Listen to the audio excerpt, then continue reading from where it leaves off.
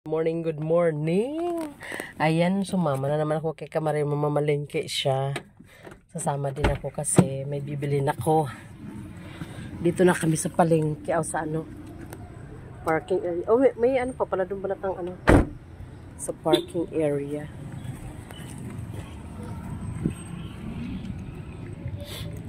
Malapit na ako mga Kamari. Papakita ko sa inyo yung binibilhan ko ng prutas na kapag bumibili ako, halos ibigay na lang.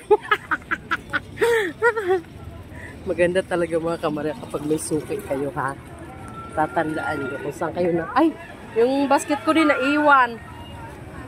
Hindi yung basket ko naiwan. Sinisipon ako mga Kamari. Ano ba yan? Dito na yung binibilhan ko ng prutas mga Kamari. Maraming mga prutas dito. Ito. Hindi. Pagkuhan, ang mahiwagang prutas, avocado, dragon fruit, apple. Oh, ang dami, di ba? Dito ako namimili mga Kamari. Mani. Anong mani? Dahon ko. Ng avocado. My favorite avocado. Kahit walang milk, sugar, pinakain ko na siya mga Kamari. Alin yan? Mani. Ayoko. Nananakit yung mga anak ko, buto-buto.